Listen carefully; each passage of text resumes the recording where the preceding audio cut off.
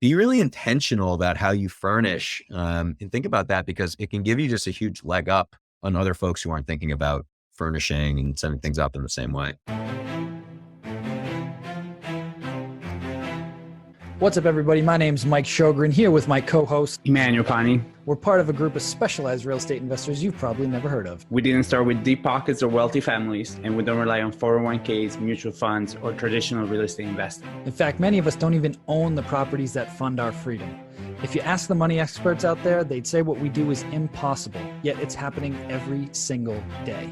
It's happening through a new niche called short-term rentals. We are Short-Term Rental Nation, and these are our secrets. What's going on, STR Nation? Welcome back to another episode of the Short-Term Rental Secrets podcast. I'm your host, Mike Sjogren, here with my main man and brother from another mother, Mr. Emmanuel Pani. What's up, E? My brother. So good to see you. Even though I saw you yesterday and dropped you off at the airport yesterday, and spent the last couple of days with you down in Miami, but we had an absolute blast. Super grateful for, I don't know, bro, all of it, to be honest with you. I don't even know like how to qualify or quantify what I'm grateful for. It's just overall like our show, the life we have, the friends we have, the events we do. Like I just felt so good and I had such a good time. Met so many people that came to Nashville. Super proud of all the people that came to Nashville and are now doing what they said they were going to do in Nashville. So overall, bro, I'm just grateful, you know? There's so many awesome conversations and just great people at the event that were just like super open and vulnerable about like where they were on their journey and like where they needed help and some like real deep conversations, which was really cool.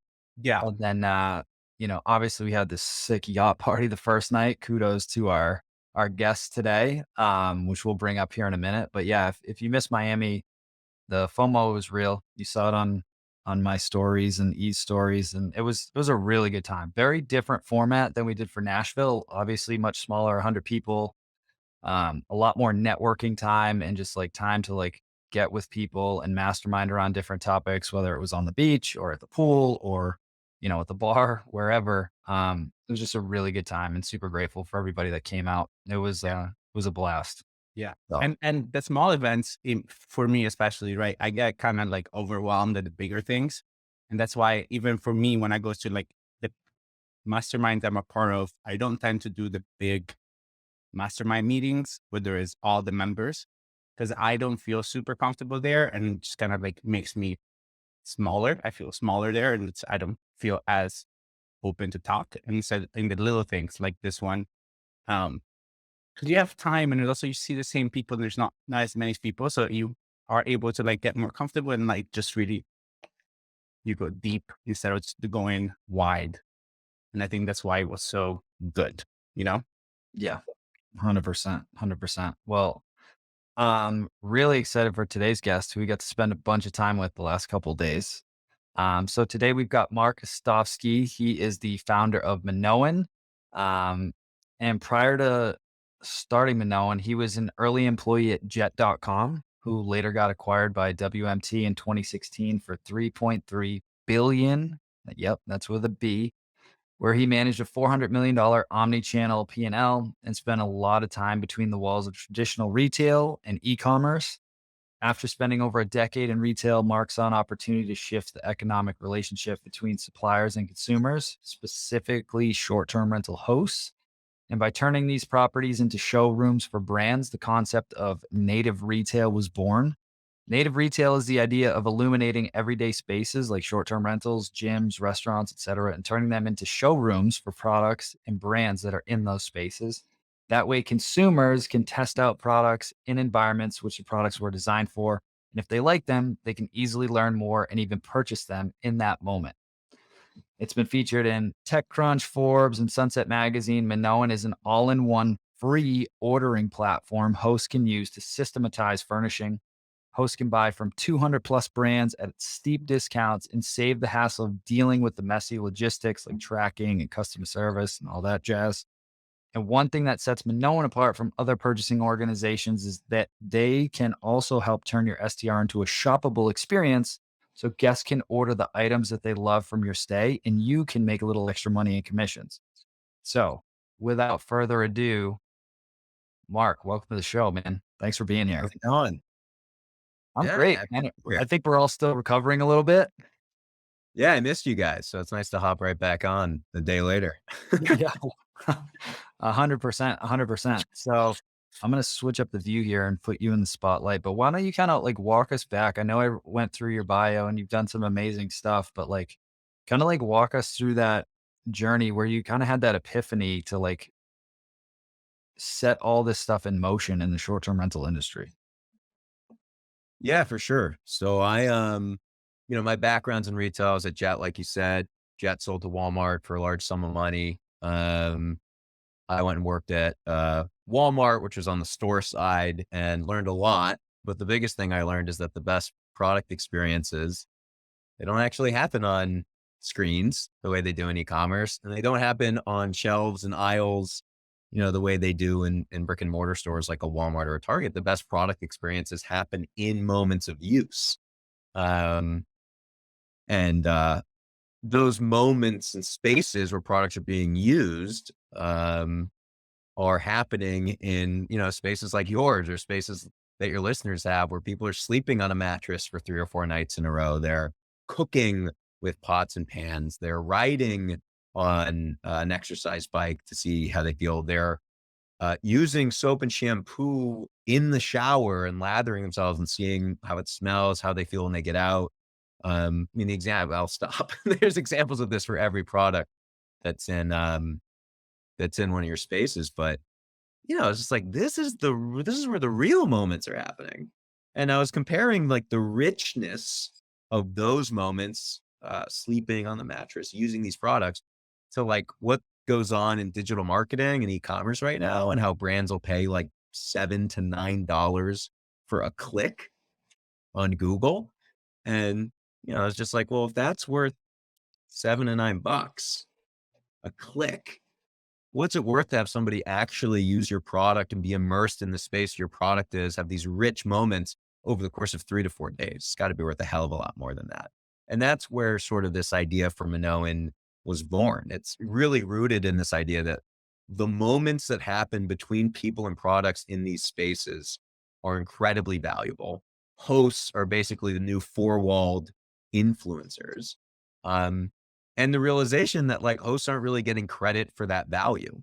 And if you were to create an ecosystem where hosts were monetizing that value, they would pay a lot less for all the things they need to furnish their spaces, all the kitchenwares, all the bedding, all the furniture. And they would be able to earn money when they create a moment of inspiration where a guest stays and is like, man, I love that mattress, or I thought this art piece was so cool, or I love this, little workstation in the desk, and they buy something. And so we built sort of the platform end to end to bring that to life for hosts so that they can really like capitalize on their worth and the value they're already creating, but aren't really monetizing right now. I love that, man. And it's interesting because now like I look at it from a different lens of like, okay, cool. I can make extra commissions. But what I got super jacked about, which sounds like this kind of maybe developed a little bit later, was like how easily you guys make it to order and track stuff. Cause like my mind is like an operator in my business is like the build out is the most painful part of the entire hosting process, in my opinion. Cause there's just so much to keep track of, especially if you're doing multi-unit buildings or hotels or whatever, you're furnishing 10, 20, 50 units at a time. I think you said the number was what? An average of 200 purchases per unit. That's For like a 2-bedroom. Yeah, for a two Yeah. bed. Yeah, there's 200 items for a 2-bedroom. Yeah. I remember because I almost choked on my water as you were saying. I was in the back, and I was just like, that's why I hated it so much. And on the platform, sorry, Mike, I don't know where you're saying something else, but like the platform also, like I had never been on the platform, and I went actually on the platform yesterday, and it's super cool, super easy to use. And there is literally like, there is a little bit for everybody. Like everybody can look at it and think and see different ways to help them make money. And I think Julie George was telling me that there is a host in Joshua 3. Yeah. There is making about $600-700 a month from people just buying and shopping his STR. And I'm Yeah. like, that is insane. Especially if you're not trying to go size, but you're trying to go niche and just have a few properties that are just done super, super well. This is such a great way for you to just make back some of the money on the properties, to the point that afterwards it just becomes additional money to your ADR, which is impossible to do anywhere else, right? Like, try to go to Walmart and be like, I keep coming here and buying all this stuff. Can I have a little bit? No. Like, how do you think we got to become Walmart? Like, we're not giving you anything. No. Yeah, it really, like, I think historically, and this is definitely true in hospitality, and both of you have big, like, you have a hotel, and then I know you have a lot of units in a building, so you'll know this. But the P&L, when you look at building out like a hotel, there's FF&E, which is furniture, fixtures, and equipment, which is a lot of the big stuff, and then OS&E, which is operational supplies and equipment, which is like the linens, the towels, the soaps, shampoos, more of the like replenishable napkins, all that stuff. And those have always traditionally been looked at as cost centers, not really as investments, as a cost center. So it's like, I have to buy this stuff. I have to put it in my space. In my P&L, it's a cost center. And so I'm going to try and just, like, spend as little as possible. And then if you're playing in the luxury segment, you do start to view it as an investment, where you're like, yeah, I'm going to spend a little bit more and bring in like a really nice soap and shampoo brand, but this is part of a larger brand I'm curating, where I think I can charge an extra 100, $150 a night. So I don't mind, spending an extra couple bucks on soaps and shampoo. I think what's really interesting is that when you start to look at these things, not just as a cost center, but as revenue generating assets. Okay, now I'm buying a mattress, but I can also sell this mattress to my guests. And like, we do a 50-50 profit share with our hosts. So if the profit margin on the mattress we're selling is $800, someone stays, they love it, they buy the mattress, that's $400 to you, to just sitting there, and you just sit back and collect your check. And then we take 400 and we manage the customer service, the routing of the order, making sure everything gets delivered and set up for them. And so it's sort of an interesting way of looking at this cost center. But the other way that this actually improves the economics of your property is, like, if you can get nicer stuff at a big discount. And the reason we get good discounts is because we go to our brands and say, these hosts are also marketing partners. Like, for like a Burrow or a Casper or a Walker Edison or an Article, it's like, hey, this host is going to basically sort of turn their space into a showroom where people can learn about your brand and buy your products. And so they're actually a marketing partner. They're not just a customer. And so they should be getting good pricing because of that. It allows you to then procure items at a much better cost. And so you can, like, furnish at a luxury level without paying for luxury level furnishing costs, which then you reap the benefits of it in ADR. And so there's lots of sort of components to this payback period. It's like, okay, does investing in I hear you guys talk about coffee, Mike, I think you're a big coffee drinker. It's like, okay, if I invest in a nice coffee station, maybe I spend a lot more upfront, but if this allows me to bump up ADR by $30, and if I expect I could sell like 2 a year, it's like, man, this thing actually might be net profitable as an investment. So that's a lot of like the evangelism we do in the industry, is like, hey, like, be really intentional about how you furnish, and think about that, because it can give you just a huge leg up on other folks who aren't thinking about furnishing and setting things up in the same way. Yeah. And you know what I like also with what you were saying is the fact that you give an opportunity to people that may be more budget conscious of a couple of things. One is the fact that you can buy already stuff that is high quality, or definitely higher quality than some of the stuff that most people will buy trying to save money, for less. And two, if you're thinking about what you said just now, and if you have a property that, let's say, is like middle of the road, so you're like, I don't need to spend crazy money on crazy things, but if you can just come on here, buy a super, super, super high quality mattress, to the point it's almost like too high of a quality for the level of property you have, but you know that that's going to make an impression because you guaranteeing yourself for sure. You don't know how much time the guest is going to spend inside the apartment or inside the house, but I guarantee you they're going to spend at least 6 to 8 hours on that bed, right? Yeah. Maybe 4 or maybe 2 if it's after Miami. Yeah. Probably 6 to 8, right? Most of the time. And That way, if you have such a high margin, like you were talking about earlier, you can really sell and add a lot ADR to your property in a way that it wouldn't have been possible at all. And you wouldn't have ever thought about, I can afford to buy such a high quality mattress for my property, because you're like, I'm never going to make any money back because people won't appreciate it to this level. Right. Now, even though they appreciate it once, one for sure, they'll review you about it, two, and then they'll buy it and then help you make back your money that you spent on it. Yeah, exactly. And I think to your first point, like the reason why we have 200 brands is because we do want to have suppliers and options no matter where you are. You know, what is your positioning? Are you luxury? Are you mid? We don't do a ton with like ultra, like complete oak people who are just hosts who Yeah. are competing purely on price. Cause I think, I mean, if that's your MO is like, we're just going to be the cheapest listing in town, you probably should just try and get everything on like Facebook Marketplace and just almost eliminate that cost entirely. But anything above that, mid to high to luxury, like we have suppliers, you know, we work with our house, we have good, we can get you really good pricing on our house, but it's high end stuff. It's like luxury. It's in super, super nice hotels. We also work with a lot of brands that are suppliers to Wayfair. And so that's more mid, affordable. You guys Yeah. also work with Wayfair as well. Yeah, we do. We work directly with Wayfair. I was just on a call with them right before I hopped on here, and obviously because they have great breadth and assortment. Yeah, and so, but we also work with some brands who sell on, who sell, you know, they sell on Wayfair, and they also work with us directly. So is there something that you have done in the platform that you are surprised by? Like something that you like didn't think was going to be part of your guys' product, or part of something that hosts would love. And you're like, wow, we almost didn't do that.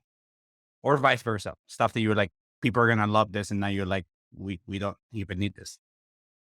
Yeah, it's funny. I mean, we actually stumbled into the upstream procurement part of the business. Like I told you, my background's in retail. The reason why we started Minoan is because I stayed at a short-term rental myself. And I was like, fell in love with the place. And I was, you know, my partner and I woke up, we like looked at each other. We're like, we never sleep that well. Like, what the hell is this mattress? Like ripped the sheets off the mattress to figure out what it was. We were checking the tags on the linens, and we emailed the host and we were like, where'd you get this? Like, we want to buy it. We also emailed her about the knife set and the cookware.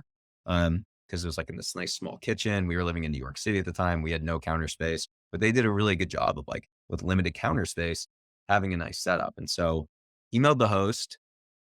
She was like, oh, I don't know where I got it. Let me check, you know, sent me a few links like a few days later. I clicked into the links and I was like, these aren't even affiliate links. So like this host is making no money on this at all. We had no idea. Most hosts, and that's the thing, right? Like, and that's, I think that it's the beauty of all of the different vendors that have come into the vacation rental industry, and like how adamant you guys are about helping hosts make money.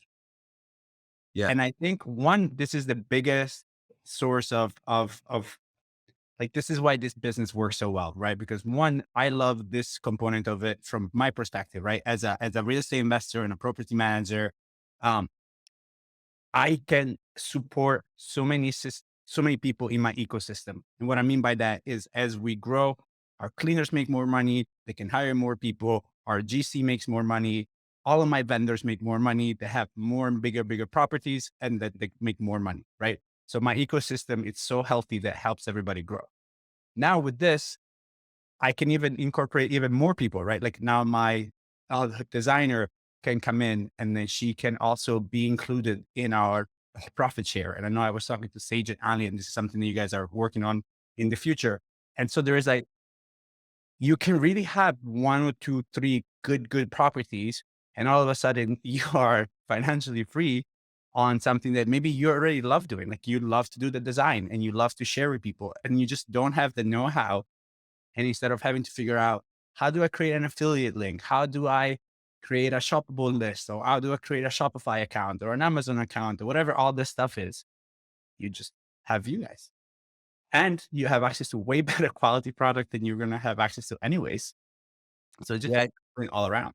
Yeah, it's like I think that just the maturity curve of this industry, and I talked about this on a panel a few days ago. The maturity curve of this industry has like gotten to a point where, I mean, think of how many businesses just exist to provide services to short-term rentals, whether it's around pricing, whether it's around helping with acquisition, helping with cleanings, helping with guest communications. Like, if you compare it to like the maturity curve of e-commerce, which is more mature, um, we're sort of on a similar trajectory now. Like a big thing in short-term rentals is listing optimization and SEO, right? It's like these are all things that happened in e-commerce and are sort of now happening in this industry, which makes sense because at the end of the day, it's just part of the digitization of everything. Like everything is online. We learn about everything online now. And in e-commerce, you've seen people monetize and diversify in like a few different ways. Yeah. And I think that hosts, they have these assets and they are capitalizing on it in the experience economy and in bookings and ADR, but they're not really fully capitalizing on the value from the attention economy, which is the market that like Facebook and Google dominate. I mean, that's what they do. Those are markets for attention. They have your attention, people pay them, they give their attention to whoever pays them. It's actually like kind of pernicious and a little bit, I don't know, I'm not crazy about the way that they do it, but they offer attention. I think that hosts have real intimate attention and they can incorporate that into their business model in a way that's like not as off-putting. It's a little more organic. It's more natural. It's like, you're going to use this stuff anyways. Like if a moment of inspiration strikes and you want to buy it, we're going to make that really easy. Mhm. Just scan a code, add to cart. You don't have to email me. You don't have to have me send you links. Nothing. Yeah. Yeah. And So they do it done anyways, in a right? I have people ask about our mattresses all the time. Like that's a common question. Like I can tell you, and that's why I fell in love with you guys as soon as I met you. I can tell you the amount of times that people ask me for the mattress. Like, what mattress are you guys using? What mattress is this? I've never slept so well. And like, it's something that like before you guys, it's almost like oh, come on, like seriously, like it's a mattress. Like, you know what I mean? Like just I know it's almost like a customer service issue. yeah. It's like, I don't need know. to Yeah, get exactly. Like, are you complaining about something? Yeah, like did we do something wrong? No. Okay. So what do you want from me? Like, stop. And now it's just like awesome. Not only, right? Not only do I not have to have that conversation at all, but on top of that, I can give them a ready to go here, click here, and it's ready. And if you love the sheets, or if you love the coffee machine, or if you love our outdoor lounge, or whatever you like from our house, it's here. Yeah. So one thing I was going to ask Mark from like a tactical standpoint for hosts, what are you seeing as like best practice? Like, do they put like QR codes all over the house next to big items, or like what's the best way, I guess, like you said, once they have the attention and somebody likes something, like what have you seen work really well that like hosts are doing to generate those? That's a great question. Yeah. The whole point is to be present, but not overwhelming. So you don't want to like NASCAR the space and have price tags and QR codes everywhere. Cause that's like, um, without like geeking out too much, that basically triggers something called persuasion knowledge model, where like, people, when we feel like we're being sold to, we're much more guarded. We're like, well, get out of You're here. trying to So what we do is, yeah, we'll set up one code, looks something like this. It's a powder coated stand.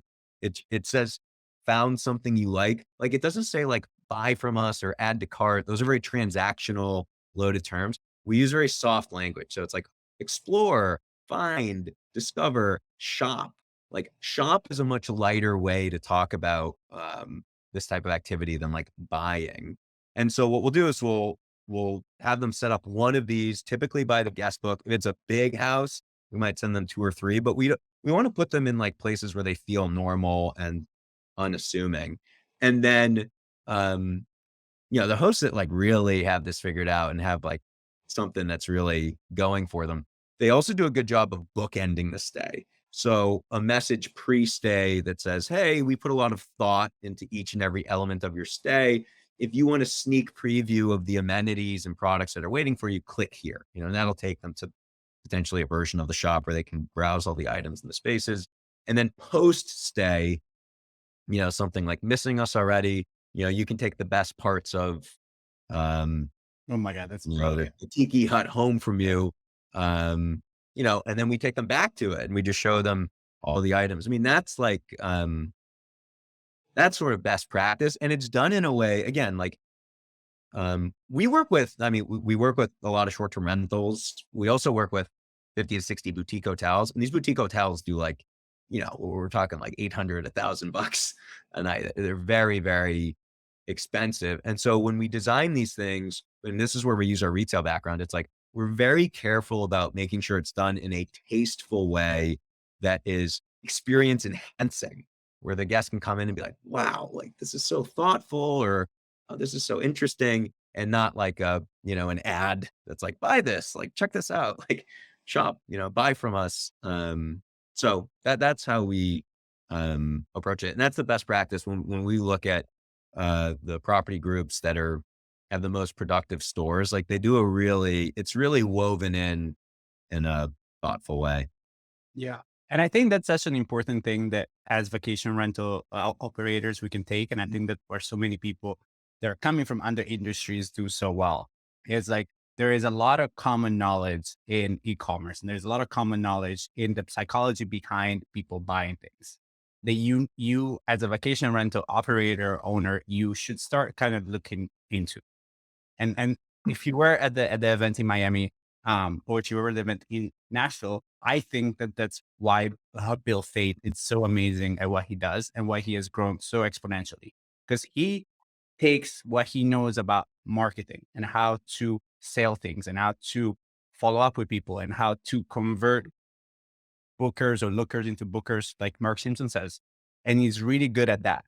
And my argument, and this is the same thing that we were talking about at the event, about like how common practices about how to grow a business are really the same across all industries, because at the same time, like how to grow a big business is the same.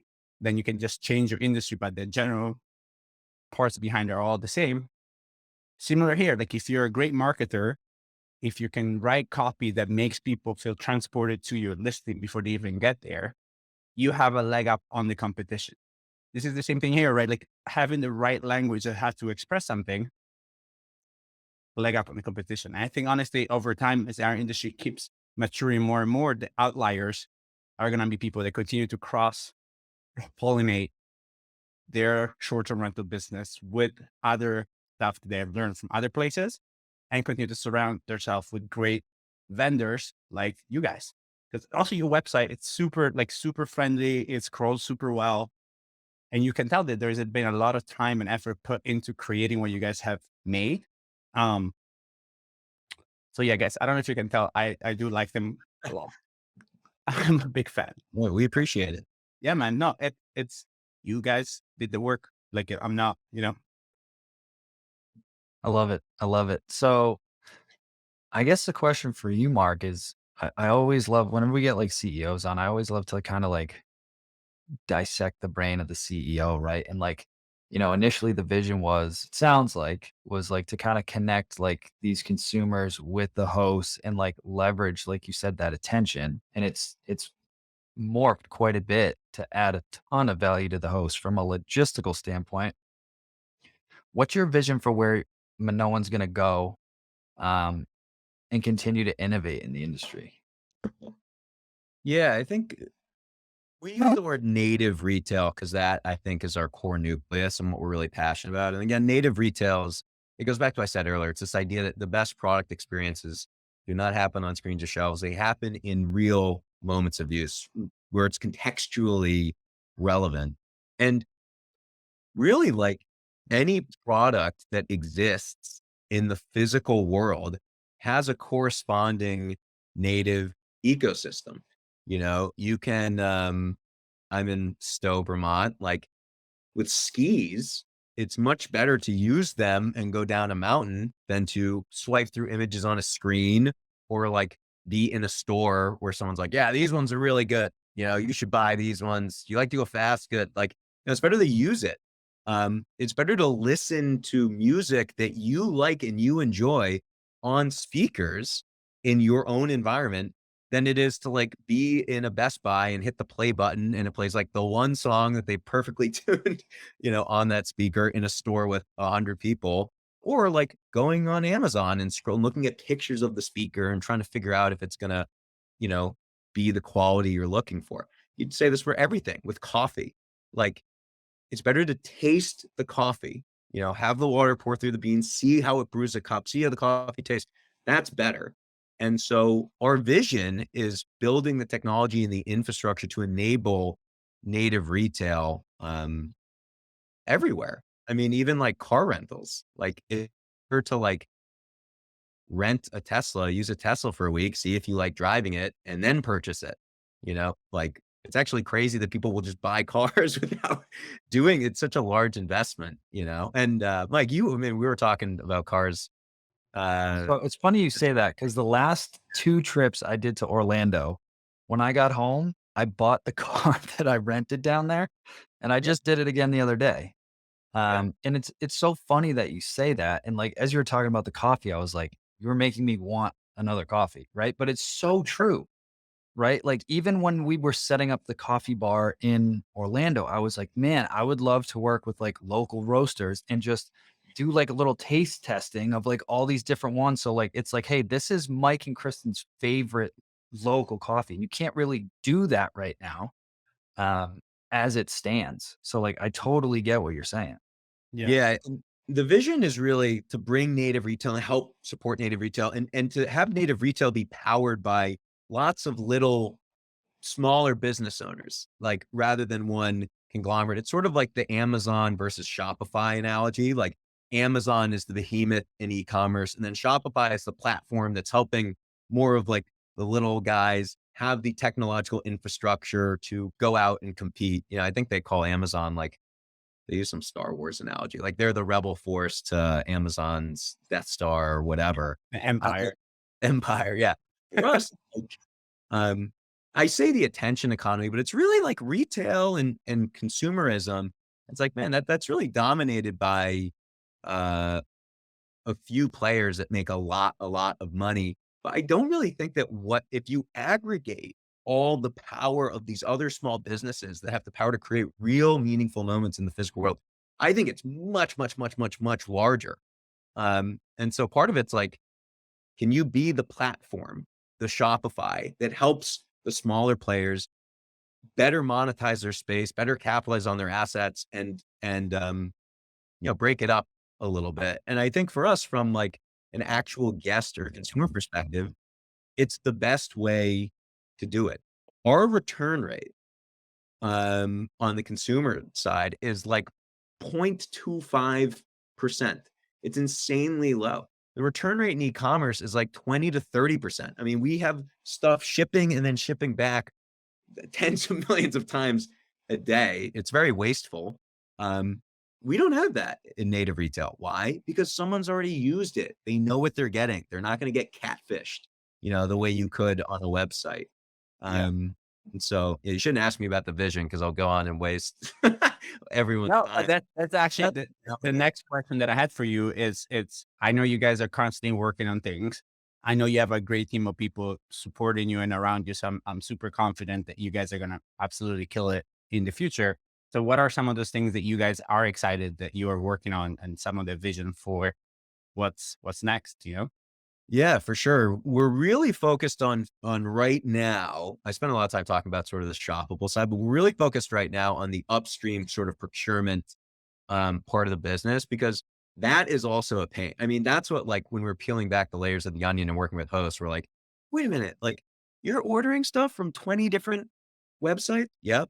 How are you tracking everything in this Google sheet? What? How do you know how much everything's cost? Are you tracking the shipping cost? When's this stuff going to be delivered? How are you making sure you're on budget and on time? I'm not, I'm just hoping it all works out. And we're like, shoot, like, well, we need to fix that. And if we can fix that, it's really easy for us to then help the host make their property shoppable, because we're just giving them, here's your inventory, here's what you bought, here's what room it's in, plug and play, boop, here's your shoppable experience, set it up. So we're really focused on the upstream procurement side. And a few things that I'm really excited about. man, we're rehauling our experience. So like browse and navigation to like help people narrow the range really easily. Like if you want a lamp or like glasses that are unbreakable or something like that, like doing better attribution to like really point people towards the right products. And then this idea of collections and lists and user generated collections and lists so that hosts can come in and build lists and say, this is okay. When I launch a property, this is my kitchen. I like the Leeway cook set. I like the OXO cooking utensils. I like the Caraway pots and pans. I like the OXO coffee maker. I like the, man, I don't know. Joshua Tree coffee is my coffee beans. Like they can just build this list and save it. And then when they launch new properties, it's like, yep, move it over, order, done. That's it.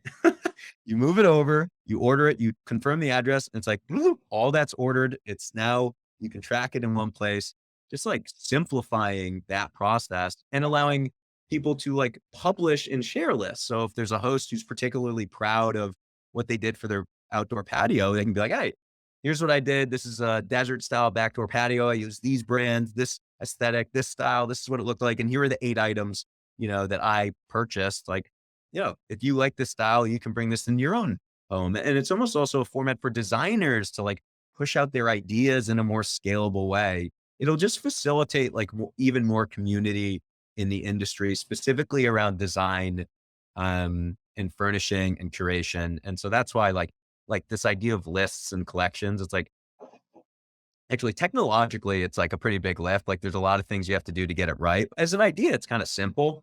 Like, okay, you're just gonna make a list of products and add that to the cart. But the way that that can like manifest and evolve on its own and just make people's lives so much easier is something I am really excited about. And we have so much we want to do on the actual shoppable side with guests, like so many optimizations and so much data that we want to share back to hosts so that they can actually like, I mean, in an ideal world, when you're browsing, if you're looking at like coffee makers, it'll be like, okay, here's retail, 200. Here's what you would pay through Minoan. Maybe that's 80. And it's like, by the way, properties that have this coffee maker tend to charge $10, $15 more a night, just correlation data, like at scale.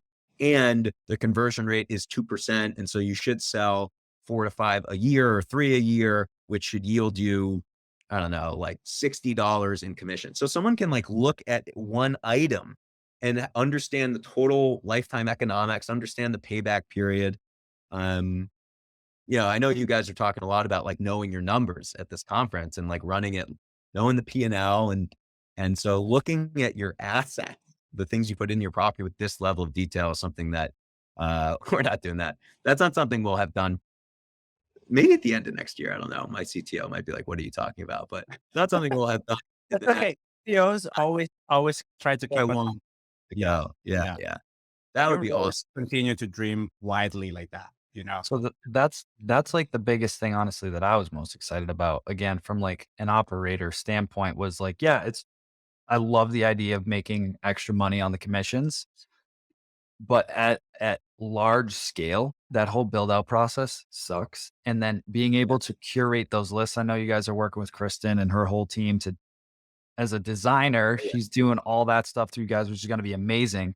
And then it's like when we go to launch the next unit or this next hotel that we're going to do, it's like, okay, here's our design for these rooms. It's like, okay, boom. Now, if we want to reuse this, we have it. Like, here's all of our standard stuff. So then once it's live, then my team can just go in and be like, oh, hey, we need this. Instead of being like, hey, Kristen, what was the link for this thing again? And it drives her insane. But like, that's what it is. It's a Google sheet right now. You know what I mean? So it's the most, you guys know this better than I do. So challenge me if I'm wrong here. It appears to be the least scalable part 100%. of running these operations. Like every other part of the business, you can build systems around and get really good at, like the identifying the property, the acquiring the property, the setting up the guest communications, the getting the listing up, getting it on all the, listing sites, getting the prices dialed in, getting the cleaning set up, getting the communications dialed in. Like you can build systems for all the other stuff, but even the like big players in this industry who have raised hundreds of millions of dollars in venture capital, like they struggle with this, getting the stuff in the space and set up. And so that's what, like, we want to allow people to get that totally dialed in. So it takes less effort to get a better outcome, which is ultimately the thing that technology is just really, really, really good at. Yeah. All the other technology companies that help hosts build these systems for pricing and stuff do just that. I just think we haven't seen a solution out there that does it to the standard that we think should be there for furnishing. Yeah, I cut you off. So Nah, I'm so back up. excited. No, what I was gonna say is, it's honestly because even if you decide to continue to grow into this business, and let's say you're like Mike, right? Like you're gonna start, like you have this next hotel coming up, and this hotel is gonna have a bunch of rooms and a bunch of different type of rooms, right? And this idea that you can just have a list ready, and then in the future you have a list that you can work off of that gives you like 80% of what you think you need, even if you need to like edit it a little bit in the future.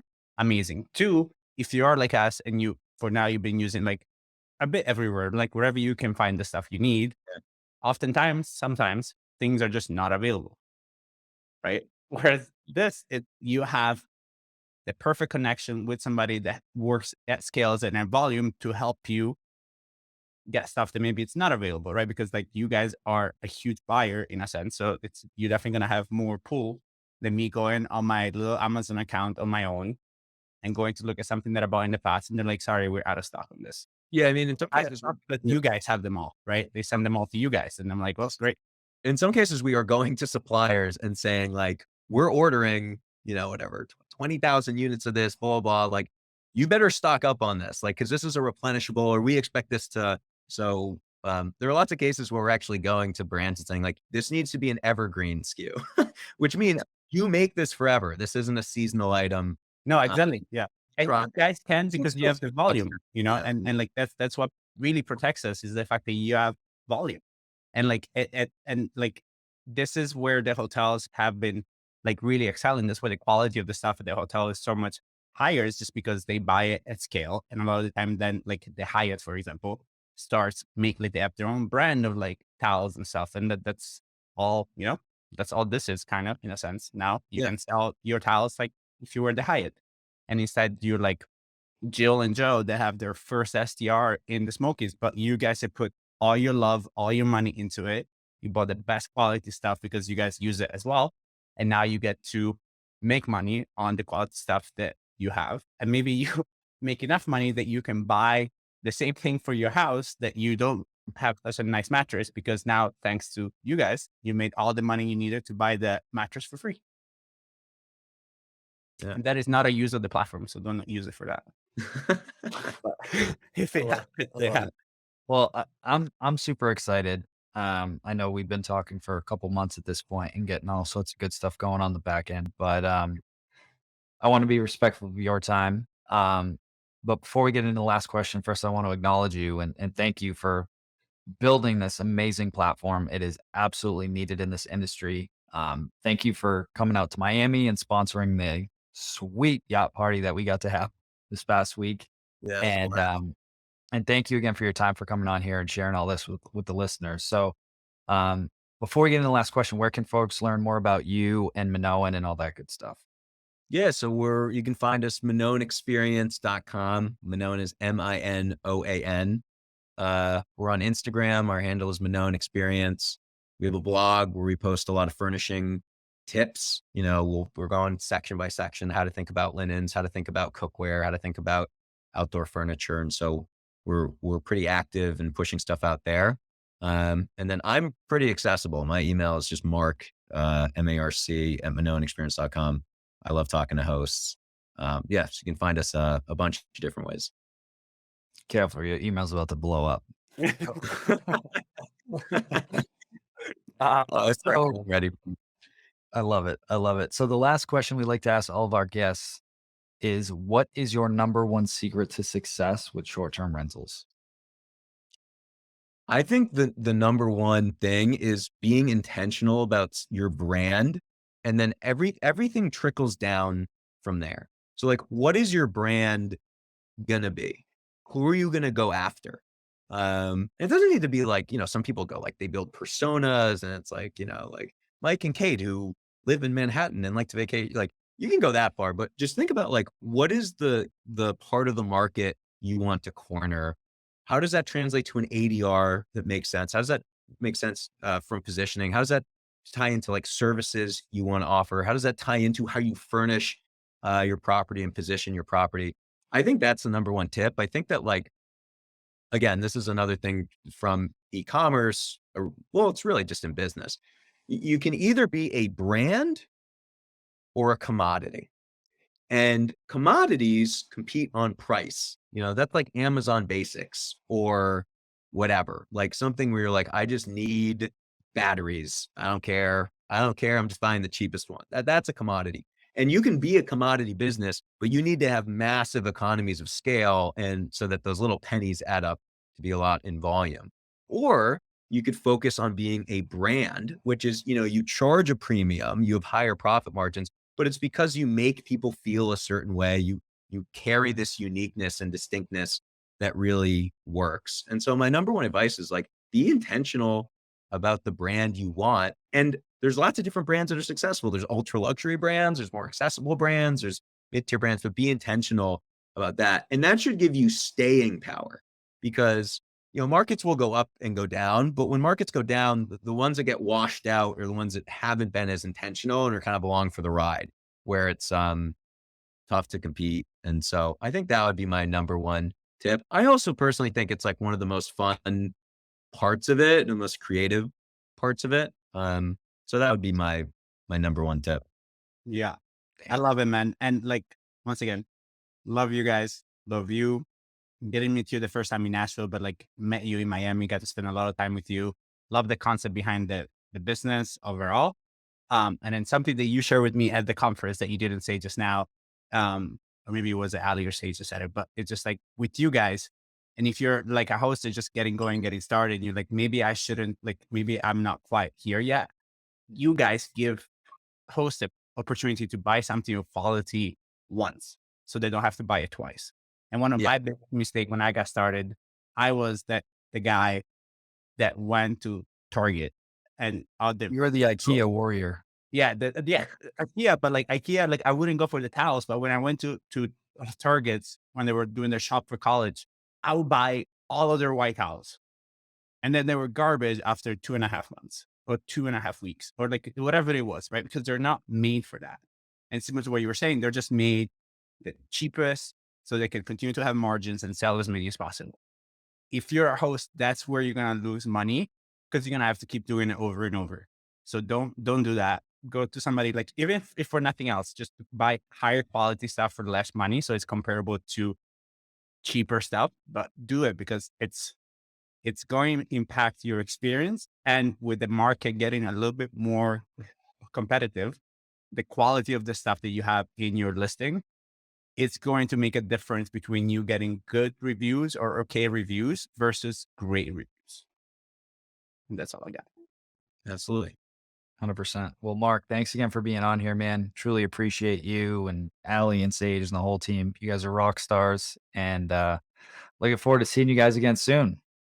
Yeah, absolutely. We appreciate you. And I mean, you guys bring two great voices to the industry. There are so many people that rely on the two of you to build strong businesses in this space that allow them to like make a living. I talked to some incredible people in Miami, and I left feeling really inspired about how this industry can really change people's lives. So yeah, you guys are the stars here, and I appreciate the platform to be able to come out and sort of evangelize what we do, and you know, help us help hosts as well. Absolutely. Absolutely. Pleasure. Well, thank you again. And for all you listeners out there, make sure you go to minoanexperience.com. It's completely free. It's free. So go on there, sign up. It's an amazing platform. It's going to make your life so much easier. It's going to make you money. It's a complete no-brainer.